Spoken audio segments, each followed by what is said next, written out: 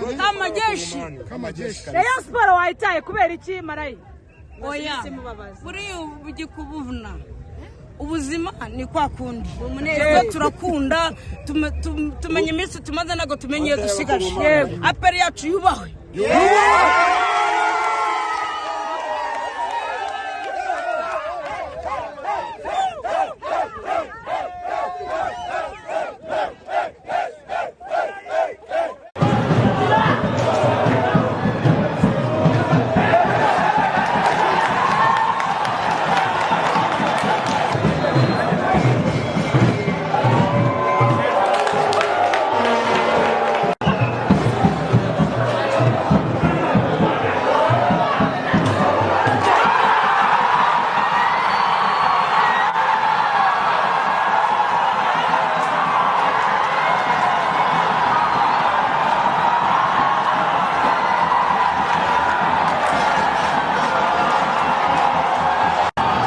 Hi guys, my people, my brother, ndagusuje kandi nkwifurije kugubwa neza wewe wese mu gukanda subscribe kuri YouTube channel East TV.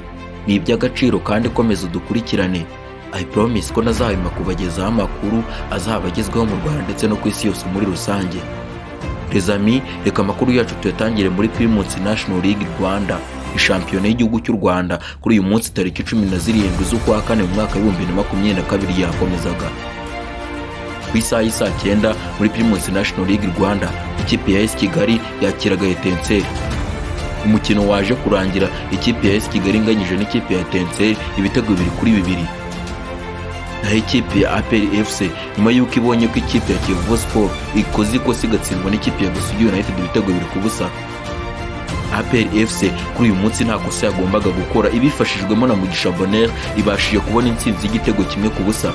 Igitego itsinze ikipe ya Bugesera. Reka dukomoze ku mukino wahuzaga ikipe ya AS Kigali n'ikipe ya Etincelle. Igitego cya mbere cyabonetse ku minota 53 w'igice cya kabiri gitsinzwe na Mutebi Rashid. Ku minota 79 ikipe ya AS Kigali irishyura ku gitego cya Shabani Hussein. Ku minota 82 AS Kigali iterekanwe cya kabiri cya Michel Sarupongo. Ku minota 91 ikipe ya Etincelle iterekanwe igitego cya Rashid ibifashijwemo na Rashid Mutebi ibasha kubona inota rimwe ku ikipe ya AS Kigali. Umukino uza kurangira ibitego 2-2. Reka turebe aka kanya ku rutonde rwa shampiyona. APR yayoboye n'amanota 51 ikurikirwa na Kiyovu n'amanota 50. Ku mwanya wa gatatu hari Mukura, ku mwanya wa kane hari Reyon Sport, ku mwanya wa gatanu hari AS Kigali, ku mwanya wa gatandatu hari Polisi, ku mwanya wa karindwi Musanze, ku mwanya wa 8 Espoir, ku mwanya wa 9 turasanga Marine FC, ku mwanya wa 10 turasanga Gasogi United n'amanota 26. Umugeri Reyon Sport iri ku mwanya wa 4 ifite amanota 38, Mukura 38. Inganya na Reyon Sport ariko hakabamo impamvu Mukura iri imbere ya Reyon Sport nuko izigamye ibitego 9, Reyon Sport ikabizigamye ibitego 3. Ikipe ya Rutsiro ku mwanya wa 11 n'amanota 28, Bugesera ku mwanya wa 12 n'amanota 23, Etincelle ku mwanya wa 13 n'amanota 20. Ikipe ya Gorira ku mwanya wa 14 n'amanota 21. Numujye Etoile de l'Est n'amanota 20 ku mwanya wa 15. Gicumbi ku mwanya wa 16 ari no wa nyuma n'amanota 16. Bivuze ko amanota ifite arangana n'umwanya iriho. Les amis, reka turebe imikino APR isigaje turi confirme niba ikipe ya APR bishoboka ko yatwara igikombe. APR FC nyuma yo gutsinda Bugesera igitego 1-0.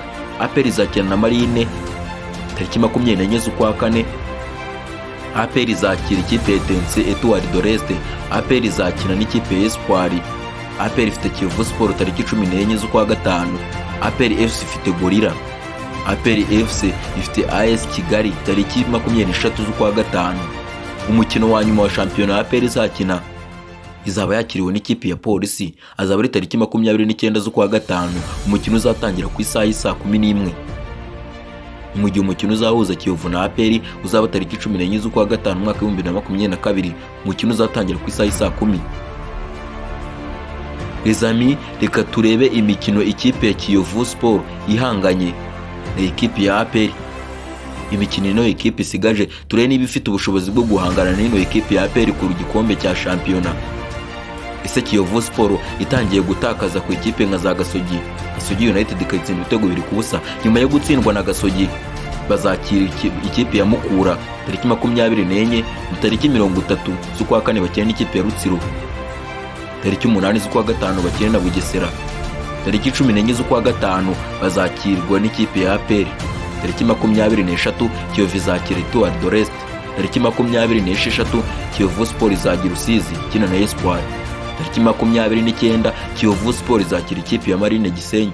Wenda ahangaha wakizera ko Kiyovu Sport ishobora gutsinda Marine igatsinda Espoir, ariko ku kigero cya 90% ntiwakizera ko izatsinda Etoile de l'Est gitsinde APR. Reka tureme ikintu ikipe ya Reyon Sport isigaje.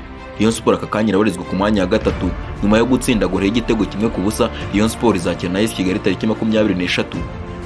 Reyon Sport izakina n'ikipe ya Police tariki 30.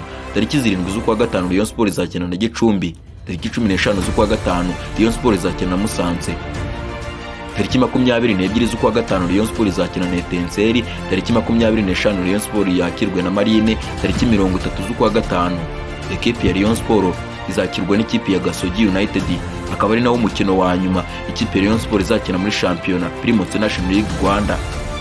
Umukino wa Gasogi na Reyon Sport uzaba tariki 30 z'ukwa gatanu, umukino uzatangira ku isaha y'isa 10.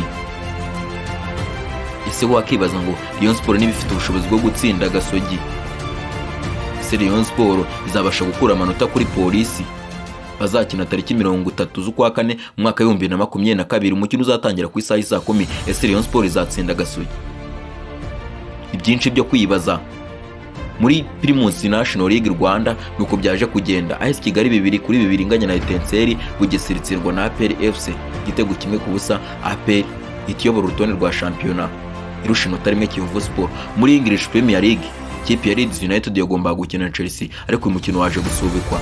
Newcastle United itsinda Leicester City ibitego 2-1, mu gihe West Ham yaje kunganya na Burnley igitego 1-1. Umukino wagombaga guhuza Wolverhampton n'ikipe ya Manchester City urasubikwa kubera ko ku munsi w'ejo Manchester City yari yakinnye n'ikipe ya Liverpool semi-final ya FA Cup. Les amis, akamakuru yacu tuyakomeze muri German Bundesliga, ni shampiyona y'igihugu cy'Ubudage. Ikipe ya Mireille yatsinzwe na Bayern Munich ibitego 3-0. Aka kanya ku minota 32 ikipe ya Union Berlin iranganya ubusa ku busa na Eintracht Frankfurt, mu gihe Hoffenheim inganya ubusa ku busa na Hector, mu gihe Bayern Leverkusen iri buze gukina n'ikipe ya Leipzig. Umukino uri buze gutangira ku isaha y'isa 11:15. Les amis, reka makuru yacu tuyakomereze muri Ligue 1, shampiyona y'igihugu cy'Ubufaransa. Ikipe ya Nice yatsinze Lorient ibitego 2-1, mu gihe Nantes yaje kunganya na Angers igitego 1-1. Mente inganya na Clermont Foot 63 igitego 1-1. Montpellier inganya ubusa ku busa na Stade Rennais. Troyes inganya na Salzburg igitego 1-1. Mu gihe Olympique Lyon ku minota 40 ifite ibitego 3 ku busa bwa Bordeaux. Mu gihe ku isaha y'isa 2:45 Paris Saint-Germain igomba kuza gukina n'ikipe ya Olympique de Marseille. Akaba ariyo mikino ihari mu gihugu cy'u.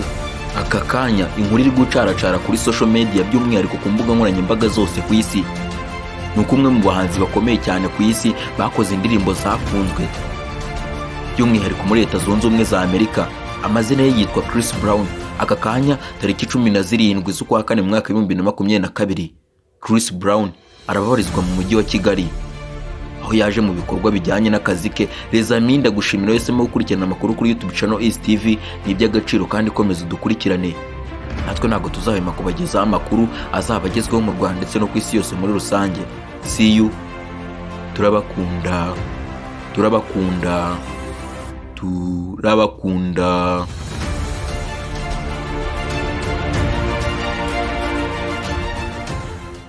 Nta kibazo na kimwe nshaka kwiteza. Abantu banjye bo muri Norvège, itariki 7 z'ukwezi kwa gatanu nzaba ndi kumwe namwe, ntuzacikwe. Yuhu!